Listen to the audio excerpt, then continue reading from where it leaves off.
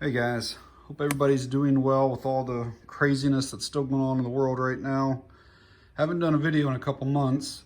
My son is in his senior year of high school and he is a golfer, and basically his season kind of starts in June, and it's sometimes 5, 6, 7 days a week of tournaments and invitationals and matches, and it's just been nonstop craziness. So that stuff's a lot more important to me, so I don't miss any of that. But back today with a real quick video. I had this company here, Thrunite, who I've done several of their flashlight reviews before for them. They make quality stuff, quality components, just everything's usually pretty good. I've never had an issue with any of their stuff. Well, they sent me a weapons mounted light. And to be honest, I'm not sure if it's their first one they've ever made. It's the first one they've ever sent me. And this one's called the TW10. So I figured we'd do a quick unboxing here. First time I've opened it up. I'm not sure what this is actually. It says, please screw down. Dropped it here. Please screw down the light head and tail cap tightly before use. That's just so everything's making good contact. So this looks like the light itself. Let's see if this pulls out. Okay, gotta pull that out. And then the USB Type-C charger. Stuff to not eat. Looks like a couple extra O-rings. There's a, looks to be an Allen key, a real tiny Allen key. A couple extra screws. There's another adapter that'll mount to the rail. This is probably a 1913. Yep, 1913. So it's got a Glock one on it. And a little pad right here. And this is most likely a spare charging port cover. Let's take the light out and we'll see here real quick if that's what that is. Yeah, so right here on the back of the light is a charging port. So sometimes these are like rubber and they will break. So they give you a second one there. So before I show the light up close, I figured we'd go over some of these quick little specs on it. It looks like it uses a TIR lens, which I'll show that and kind of talk about some positives and negatives on that. You can see the working voltage, so it's got some type of lithium ion if it's like that. And where's it? Right there, it's an 18350. 1100 milliamp hour battery. I'm not sure what that is into ounces. I'll get out my scale here and we'll weigh it in a bit. And then here's the output, 900 lumens, and the runtime 195. So that's what, just over 3 minutes. And then it drops down to 400 some lumens for quite a long time, a couple hours. So you get a full 900 lumens for over 3 continuous minutes. And then it drops down to about half for a couple of hours. That's pretty decent actually, because typically you wouldn't have a weapons light on for that length of time. You know, you're usually just using it in bursts. Distance, 125 meters. There's your IPX ratings, so. All right, let's get into the light.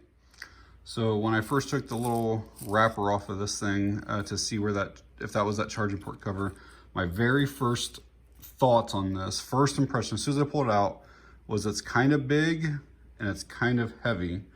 So let's see how much it does actually weigh.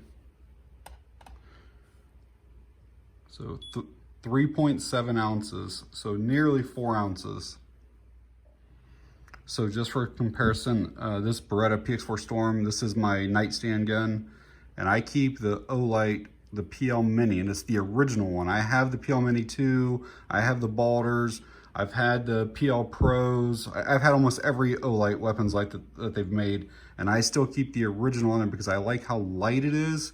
I've tested all of them at the range, and it's especially important for follow-up shots, the weight of a weapons light.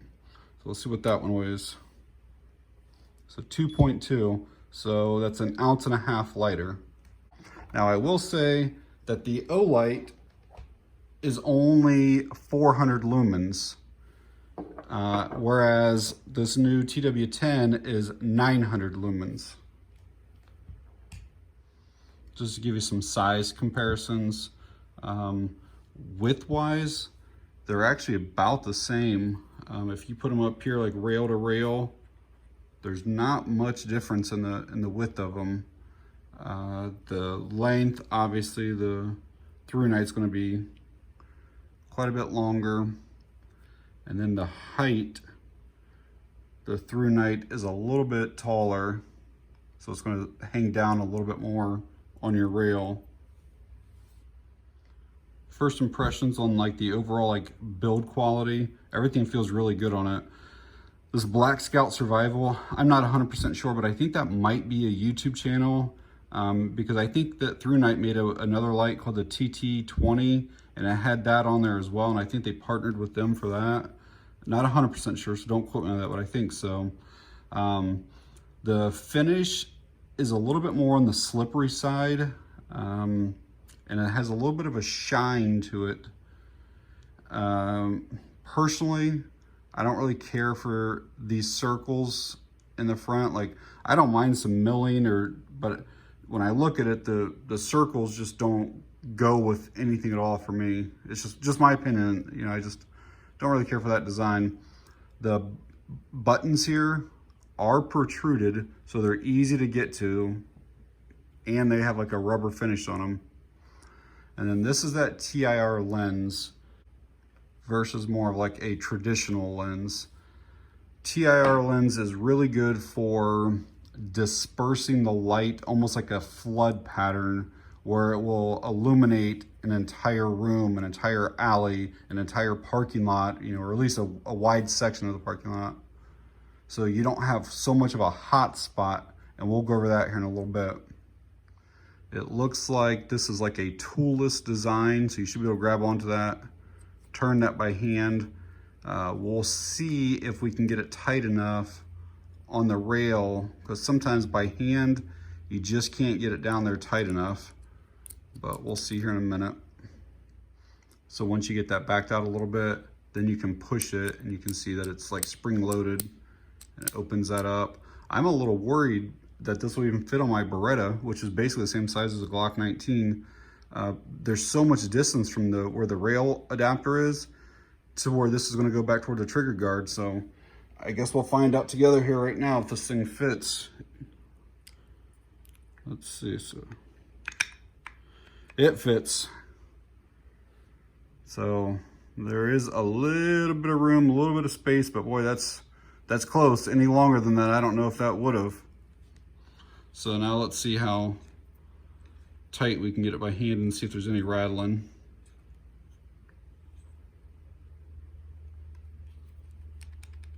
That's the gun, not the flashlight. Yeah, I don't feel any movement. That feels really secure on there. So obviously it does stick out beyond the end of the barrel muzzle by a little bit. That's probably maybe 3/4 of an inch or so. Not like crazy, but I will say that weight, I don't know.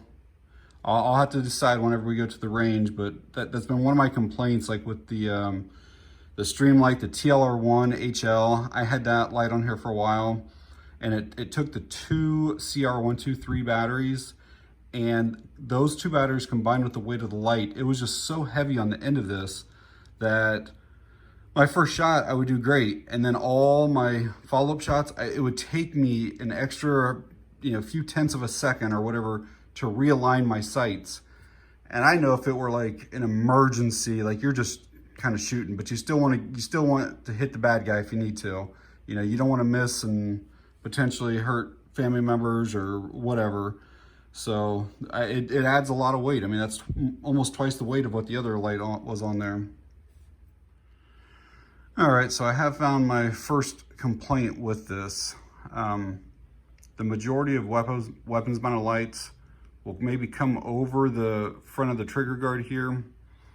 And so this is the problem. I have extra large, if not double X large hands. Those are gloves that I wear. And when I get here, and I come off, I'm almost on the edge of not being able to touch that. I'm barely right here on this last bit, and it's actually kind of hard to activate that. Now, if I change my grip and I bring my grip more around, but then I'm not right on this side at all. You know, look at where this would be.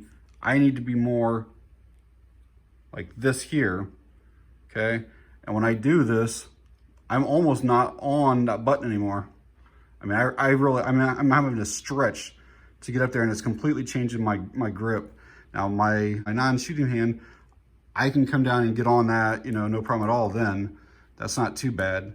You know, from my shooting grip here, yeah, I can activate that no problem with my left thumb, which honestly would probably be the way that I would do it. But to use your trigger finger to come down off the slide, that's kind of difficult to reach there.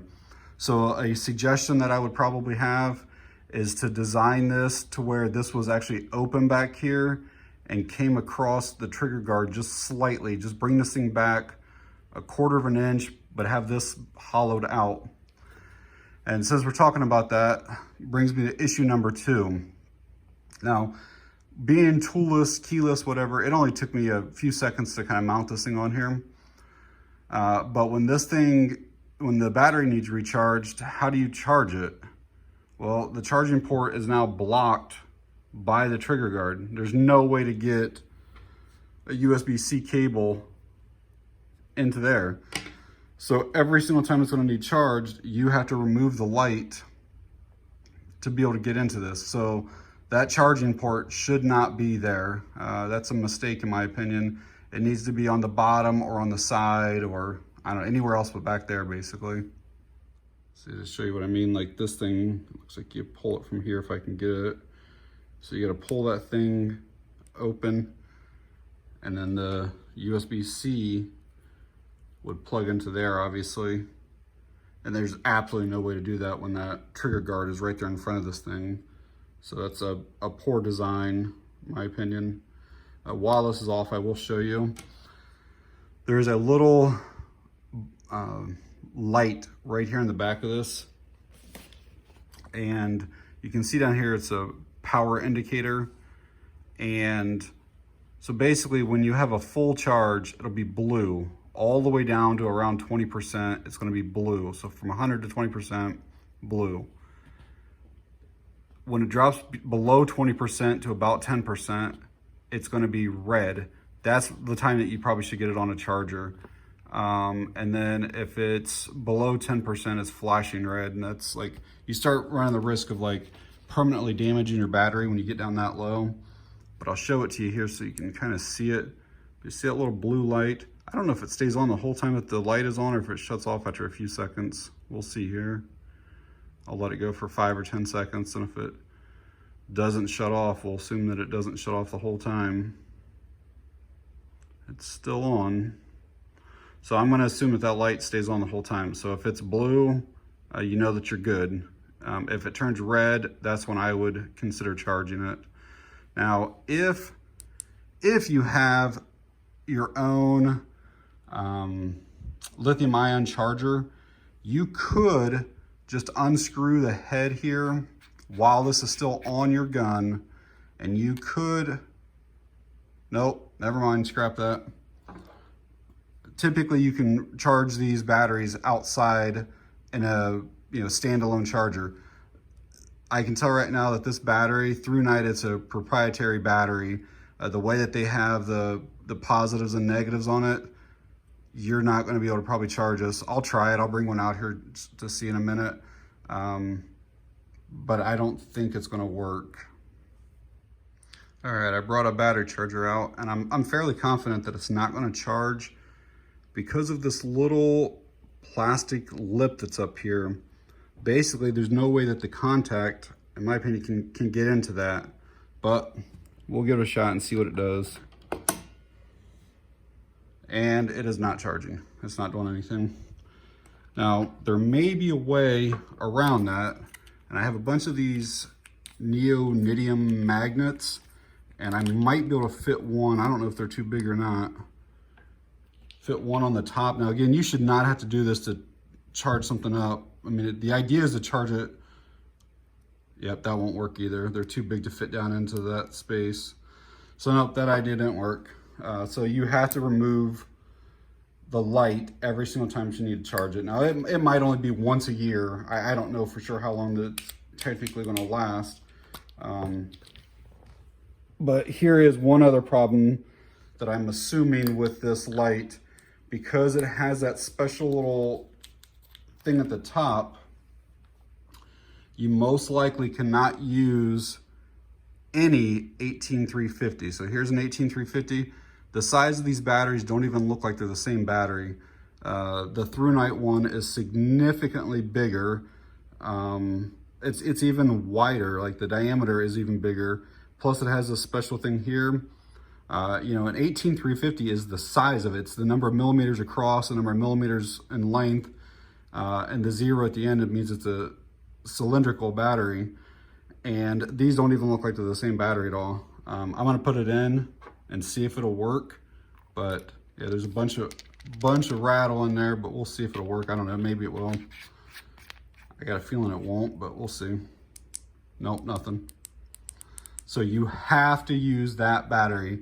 And I don't know how much these cost. I would assume somewhere close to 10 bucks, 15 bucks if you need to replace it. So, and like, again, it may last 5-10 years. I don't know how long that battery's gonna last, but you have to get it from Thrunite if you need to replace it. So one thing that Thrunite definitely got right with this weapons mounted light are the controls and the simplicity of it. Basically, you have an on-off. That's really about it. You can have it to where it's constantly on or where it's momentary on, but there's no flipping through a bunch of different levels of brightness. There's no strobe features we gotta toggle through a bunch of times. This basically, you just tap it once if you want it on. Just like that, you tap it again if you want it off, and you can do that from either side. So you go on, off. And if you want it to be like momentary on, you just press and hold. And then when you're ready for the light to be off, you just release. That's it. Pretty simple. I like that on a pistol light. Nothing confusing about that at all. Wanted to show you there. That's what that Glock adapter looks like. And that's what I'll keep on, because any gun that I put on accepts that type of adapter. And then that's the 1913. And the 1913 is always a little bit wider than what the Glock one is. So I guess what to do now is get some inside and outside nighttime shots, and then also maybe get to the range, get some video from there to make sure that it's gonna withstand the recoil. I'll just be shooting 9mm at the range.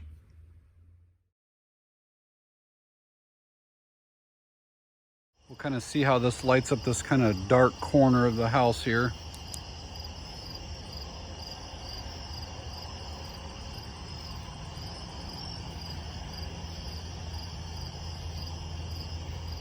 Okay, right now I'm about 25 feet away from this tree, and we're gonna light it up and kind of see what the hot spot looks like on the tree.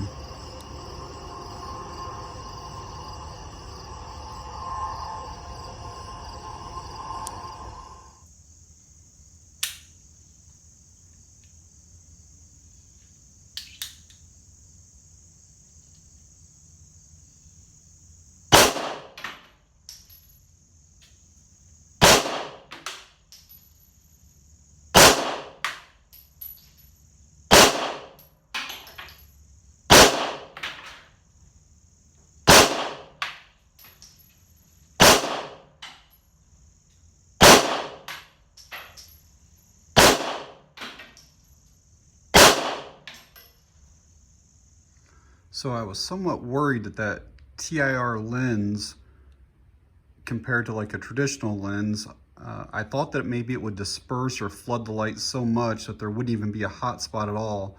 And I was actually pleasantly surprised that there was a pretty decent hot spot. Definitely not as good as like the Streamlight, the TLR1HL, or like the Olight Pro that puts a real intense hot spot, or some of the Surefires obviously.